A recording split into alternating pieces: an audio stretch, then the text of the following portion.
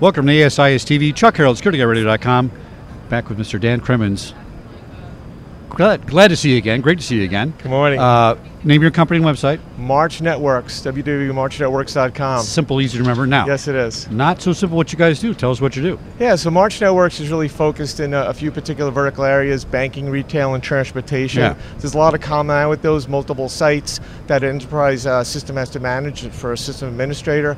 In the last few years, we've really been concentrating on doing more from an integration standpoint, integrating other parts of data. So we came out with something a number of years ago called Searchlight, and what we've been doing is basically selectively getting different parts of data, call it IoT data, and integrating it. So previously we integrated things like RFID, and one of the things that we've just come out with is kind of an interesting application where we're taking the RFID for the cannabis industry.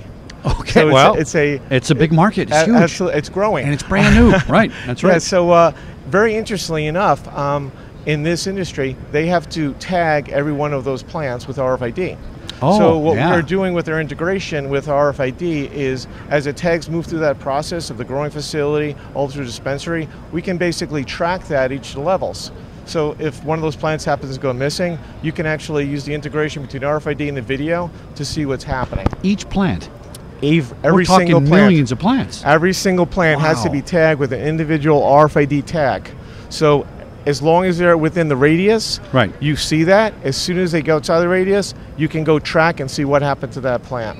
Fantastic. Now, what are the challenges across different states?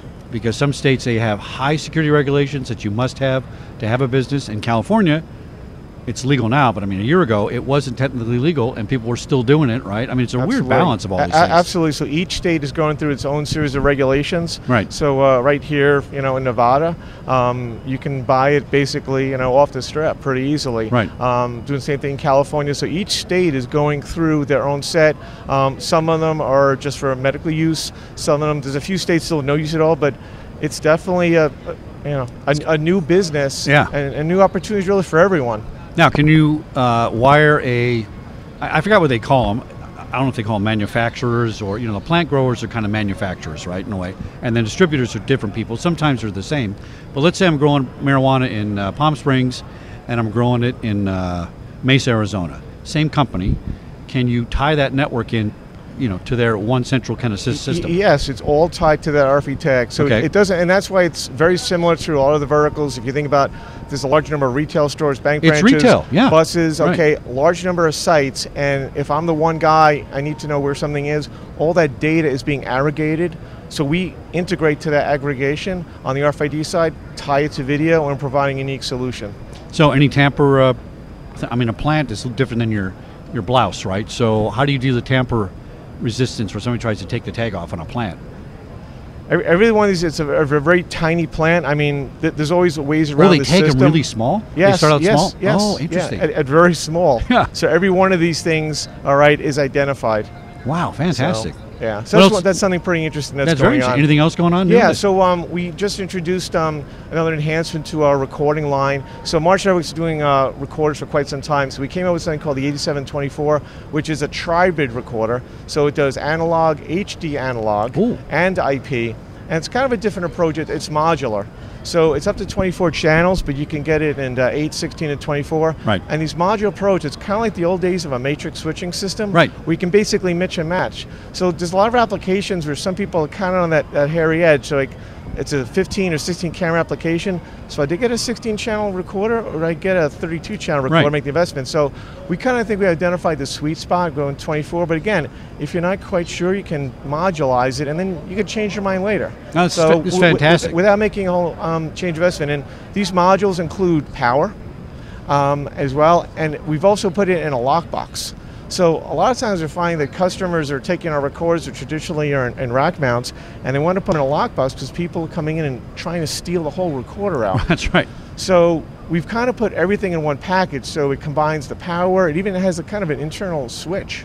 So everything is in one contained box that people can't get at. So the box itself is secure. Right. And that's where that's the brains right there. That's important. Absolutely. Now, a friend of mine has a security company.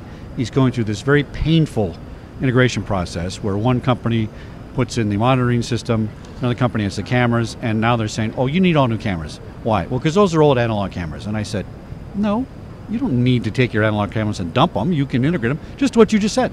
Right? Absolutely. And I think a lot of vendors may be, I don't know, pulling a fast one on some people, saying analog needs to go. When it was only in 2014 or 15 that digital first time outsold analog, right? So if you got a Absolutely. 10-year-old analog camera, I think it's fine. Would you agree? Yeah, absolutely. There's a lot of pros and cons to this, but one interesting pro on the HD analog is that in certain applications, to go into the ceiling and pull things out, that's not really good for the business. No. Think about any of the restaurants. Business disruption, right. It's right. Any restaurants, I mean, you got to make sure that nothing's on the ceiling. Yeah. I mean, think about hospitals as well. Think about any old buildings, okay, museums, etc. It's been a while, national landmarks, where they don't want to disrupt that. So there's a lot of advantages to be able to use that existing coax cable. And the other interesting thing is that with HD analog, you don't have to do firmware upgrades. So there's less of a cybersecurity That's concern. true. That's it's what- not yeah. an IP device anymore. That's what he tried to tell him. Oh, you don't have a firmware update. And I said, well, that's irrelevant. It's a lens and a signal. Make the firmware at your switch box. It manages the signal, right? Right, That's the right, trick. Very right. interesting. Dan Yeah. Kremens, Thank you. March Networks Now. Okay. Look at that great new logo. You like it? Absolutely. I You do. going? Absolutely, I am. We will be there, March Network. Now, what do you think is different to you? You've been interacting with the new logo branding. What makes it different for you? That's from because you've been going to ASIS for many years. It's been a while. Yeah. Yeah. So I think what's interesting is that before it was just maybe certain technologies, like you think of video access control and physical, but it's pulling in a lot more. We talked about cybersecurity a second ago. So it's really you have to broaden the spectrum of what we're trying to focus on from a customer standpoint. Cybersecurity, even bringing it to a higher level. I think about big data. Video, all these things, that's data. We're just pulling it in. That's right. And we're doing analytics. That's why you see AI and deep learning. You're applying all of that to big data to provide a meaningful solution to customers at the end of the day. That's what it's all about. Fantastic. Dan Kremens, MarchNetworks.com on the ASIS TV network with SecurityGuyRadio.com. Thanks, Dan. Thank you. Good to see you again. Okay.